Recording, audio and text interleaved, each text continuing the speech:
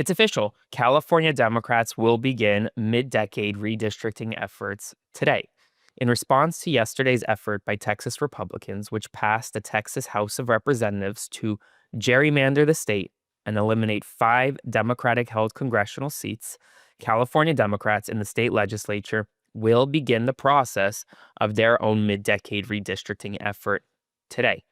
That is significant news because it wouldn't have happened had Texas Republicans not passed their gerrymandered maps. Let's break it down a little bit because I received a lot of questions about this. First, what does it mean that Texas Republicans eliminated 5 Democratic held seats? These seats didn't just go away, but these new maps essentially made it impossible for the current Democratic Congresspeople to win in 2026. Take, for example, a district in Texas that was once a D+15, meaning Democrats outflanked Republicans in terms of voter registration efforts by about 15 points. In a traditional election cycle, that seat is almost guaranteed to be a Democratic won seat.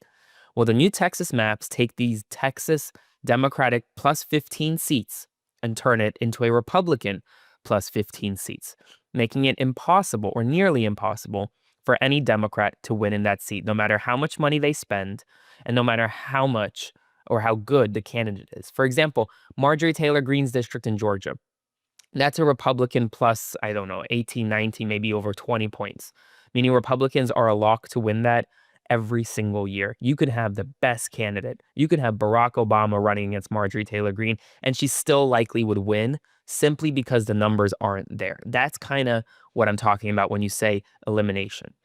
Now, turning to California, California Democrats are going to vote in the legislature to put their redistricting effort on the ballot. This vote will pass because late last night, California Republicans failed at the California Supreme Court. They sued saying that essentially the California Democratic redistricting effort is unconstitutional. It's unconstitutional for a number of reasons, they said. Well, the California Supreme Court, in a quick one-page opinion, said that they failed to show a valid basis for relief. And so, because of that, California Democrats, full steam ahead, they can redistrict. Before I continue, please consider subscribing to support my work or sending a one-time donation via Venmo to Aaron-Parnas. Now, let's talk about the California effort. Here's what happens next. Today, the legislature will vote. Then November 4th is the next key date. It's going to be election day in California. And that means California residents will decide whether or not to implement their maps. Texas Republicans eliminated 5 seats. California Democrats are going to try to eliminate 5 Republican-held seats in California, making it much harder for Republicans to flip the House of Representatives. And Governor Newsom has pledged, this is going to be a several $100 million effort. So we're going to see what happens, but ultimately now it'll be in the hands of the California voters. Now, do California voters support this? We don't know. Many people do not support gerrymandering, and I think I want to make something clear here is that gerrymandering is not good, whether it's done by Democrats or Republicans. Gerrymandering is bad because it makes it harder for people to have a voice, for people's vote to matter.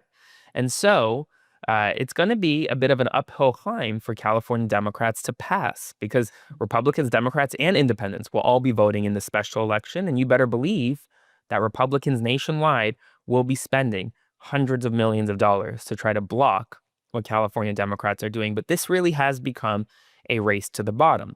And New York Governor Kathy Hochul tweeted out yesterday after the Texas Republicans passed their maps, game on. It looks like New York will likely be next. So we'll see what happens, but ultimately it's going to be a race to the bottom to see who can gerrymander or redistrict more. And a new Reuters poll came out this morning finding that 57% of Americans fear that democracy is in danger. And they say that what's happening in Texas and what's happening in California are bad for democracy. Meanwhile, J.D. Vance was booed with chants of free D.C. while handing out food to Trump-deployed National Guard troops at Union Station. I'll be at Union Station later this morning because we expect more members of the National Guard to arrive throughout the day from states not near Washington, D.C. Today, Donald Trump has warned that California school districts refusing to follow his administration's transgender policies would lose federal funding. He also threatened, quote, harsh retaliation against the state of Colorado unless the state releases Tina Peters, who's the former clerk serving a 9-year sentence for breaching election systems to support his fake claims about the 2020 election. He also spent last night raging about MSNBC's new rebrand to MS Now. We're now learning that Donald Trump is taking a step back from direct involvement in peace talks regarding Russia and Ukraine, saying essentially that he will host a trilateral meeting between the two, but he will only do so after Vladimir Putin and President Zelensky first meet together. So essentially taking a step back to what's happening.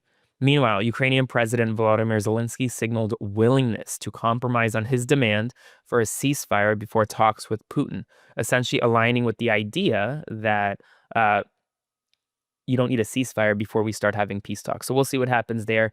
But ultimately, I'm not getting my hopes up that Zelensky and Putin are going to meet. Putin doesn't want to legitimize Zelensky, so I don't know what will happen.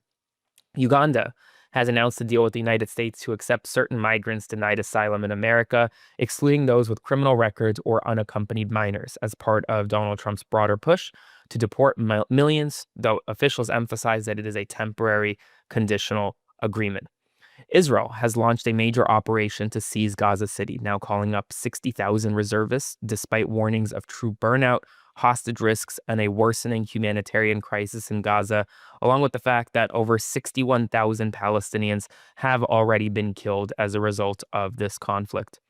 Winnie Greco, a former advisor to New York City Mayor Eric Adams, who is currently under FBI scrutiny, handed a reporter a chip bag containing cash after a campaign event, later apologizing and calling it a, quote, cultural gesture, while Adams' campaign suspended her and denied prior knowledge of the incident. A new CSIS report revealed that North Korea has an undeclared military base at Sinpungdong near the Chinese border, likely housing nuclear-capable ICBM missiles that pose a threat to East Asia and the United States. A new study finally found that at the, not finally, this is the final story. A new study found that at the 100 lowest paying S&P 500 firms, CEO pay rose nearly 35% over 5 years, while workers' wages stagnated, widening the average CEO to worker pay gap from 560 to 1 in 2019 to 632 to 1 in 2024. We're going to see what happens next, because right now we're going to have big news throughout the day in terms of gerrymandering, in terms of redistricting, what's happening in California.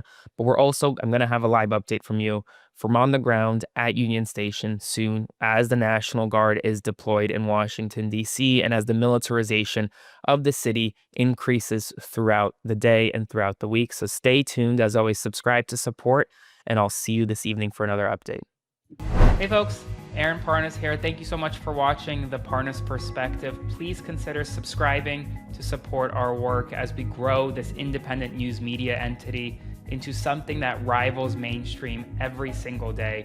Thanks so much, and I'll see you soon.